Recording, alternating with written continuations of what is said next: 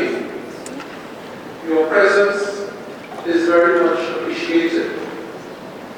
Today we gather in solemn observance of the International Day of Remembrance of the victims of slavery and the Transatlantic Slave Trade.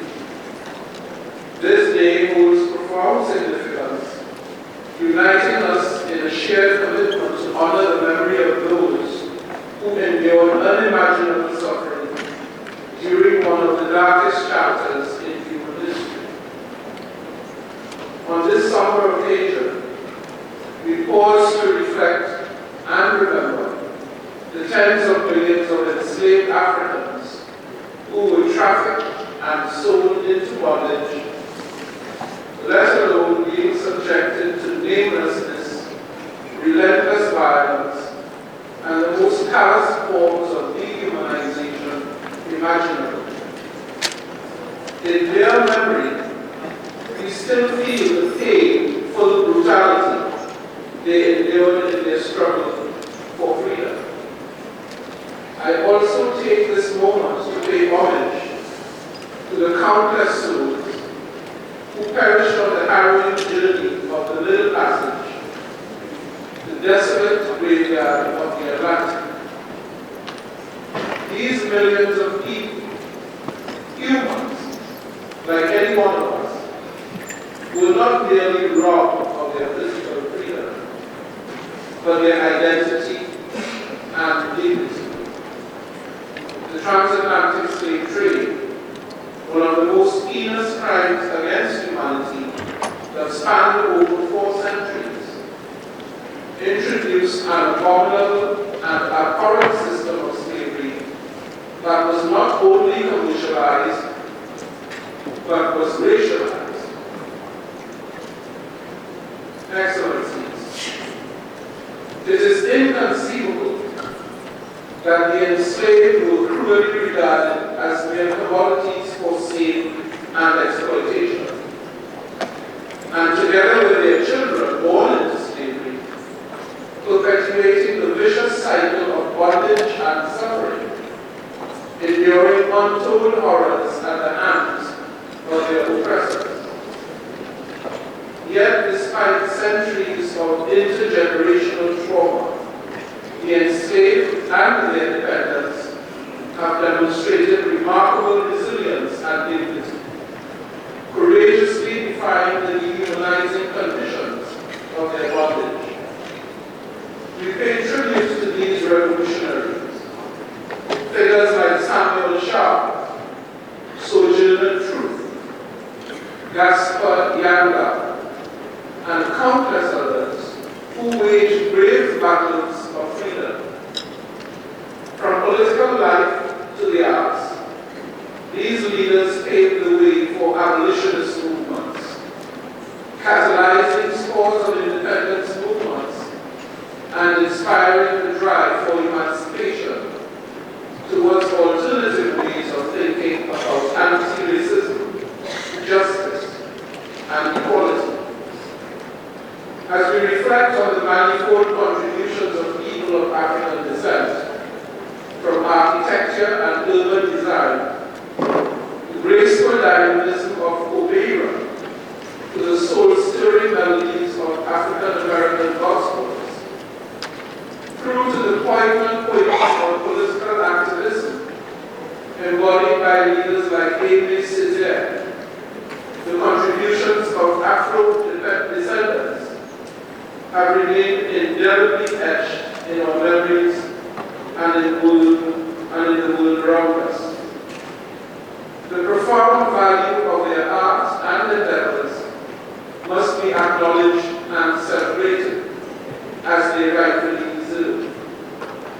We must also recognize the urgent need for accountability and reparations as an intrinsic part of the pursuit of true justice. Dear friends, the purpose of this annual General Assembly commemorative meeting is to continue shining a spotlight not only on the atrocious acts committed, but also on the unrelived racism and prejudice that continue to plague our societies even today.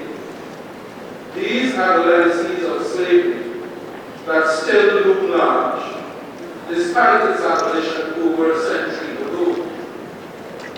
People of African descent continue to experience systemic racism and discrimination, enduring disparities in healthcare, education, housing, employment, and economic opportunities. It is incumbent upon states, institutions, and individuals to acknowledge their roles in perpetuating these legacies of injustice and to take meaningful steps towards reparatory justice. As my contribution to fostering candid conversations here at the United Nations on the important matter of reparatory justice, tomorrow morning I will convene a morning dialogue featuring a small number of cross-regional groups of permanent representatives. The global reparatory justice movement continues to gain momentum, signaling a growing recognition of the need to address and redress the impacts of enslavement. As the first international decade of people of African descent draws to a close, let us ask ourselves, have its goals been achieved? The answer is, I believe, not yet. Therefore, I encourage you to consider the call of the Permanent Forum on People of African Descent for the proclamation of the Second International Decade, focusing on reparatory justice, recognition, and equity. Excellencies, as I conclude, it is worth recalling that in 1802, while imprisoned by his captors, Toussaint Louverture inspiringly declared, and I quote, "In overthrowing me, you have cut down in Saint-Dominique only the trunk of the tree of liberty.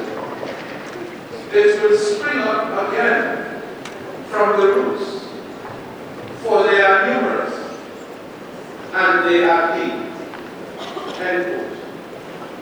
It holds immense significance to me to draw upon the words of an abolitionist revolutionary from what is now Haiti, a nation that regrettably continues to grapple with the vicious cycles of violence.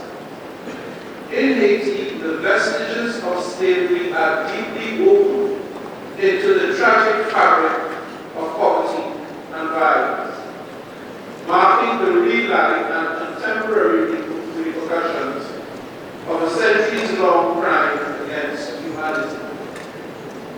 And they simply must be addressed, because justice delayed is justice denied. The longer we delay the pursuit of justice, the longer we deny the achievement of peace. It is high time to right the wrongs of systemic racism and injustice. Let us also continue to educate present and future generations about the history and enduring legacy of slavery, accurately and truthfully.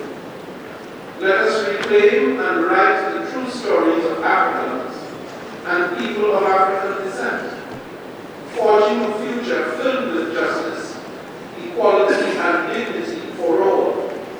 An ambition our invited speakers today will no doubt